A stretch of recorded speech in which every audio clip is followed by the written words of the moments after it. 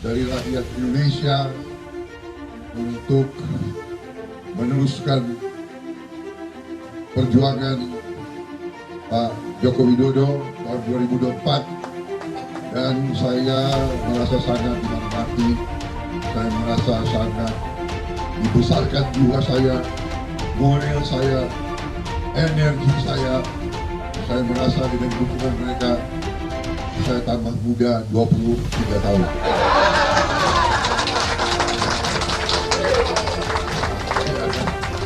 Jadi katanya kita dipengaruhi oleh orang-orang sekeliling kita.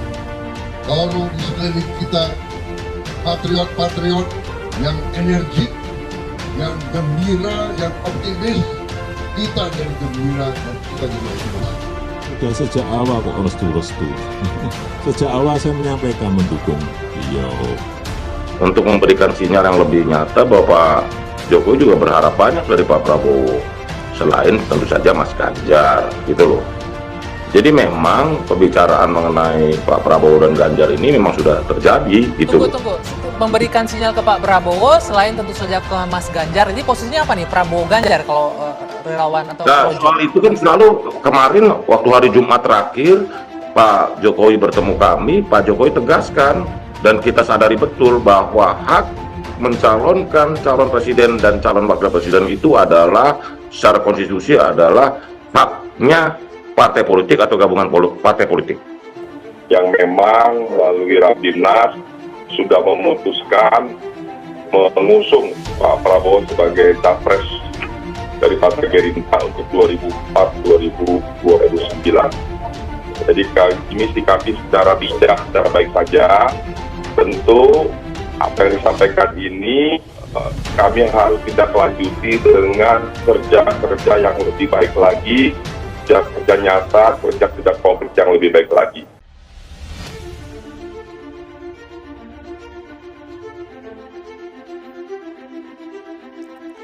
Survei IPI, Ganjar tak terkejar, elektabilitas Prabowo samai Anies setelah di-endorse Presiden Jokowi. Indikator Politik Indonesia secara periodik melakukan survei elektabilitas kandidat Capres 2024 yang ada. Dari survei tersebut, didapati 3 nama yang selalu masuk 3 besar, yakni Ganjar Pranowo, Prabowo Subianto, dan Anies Baswedan. Apapun metodenya, nama 3 kandidat Capres itu selalu masuk 3 besar. Untuk posisi Prabowo dan Anies kerap berubah, sementara Ganjar tetap kokoh menjadi yang terunggul dari aspek elektabilitas. Menurut Direktur Eksekutif Indikator Politik Indonesia, Burhanuddin Muhtadi, Ganjar tampaknya sulit ditandingi, yang seru justru persaingan Prabowo dan Anies yang seimbang. Anies mengalami pelemahan dalam beberapa bulan terakhir, dan Prabowo surprise rebound dalam beberapa bulan terakhir. Dan elektabilitasnya sekarang menyalip sedikit kurang lebih sama dengan Anies Baswedan, kata Burhanuddin, Minggu 26 Maret 2023. Menurut Burhanuddin, pada Februari 2020 lalu, Prabowo menjadi capres yang paling unggul, sementara Anies berada di peringkat 2 dan Ganjar di peringkat 3. Kemudian pada Januari 2021, Ganjar menyalip Anies di peringkat kedua. Setahun kemudian, pada April 2022, Ganjar memuncaki survei dengan menyalip Prabowo. Prabowo bahkan semakin turun ke peringkat 3 karena disalip oleh Anies. Sebab, sekitar bulan Oktober sampai November 2022, Anies dideklarasikan oleh Partai Nasdem menjadi capres. Menurut Burhanuddin, survei terbaru memperlihatkan Ganjar menjadi capres dengan elektabilitas tertinggi sebesar 30,8%. Sedangkan Anies dan Prabowo memiliki elektabilitas yang seimbang di level 21,7%. Berdasarkan simulasi 34 nama semi terbuka, hasilnya 3 besar capres dengan elektabilitas tertinggi masih tidak berubah. Burhanuddin menyampaikan, dari hasil survei itu terlihat Ganjar, Anies, dan Prabowo masih mendominasi di posisi 3 besar kandidat capres.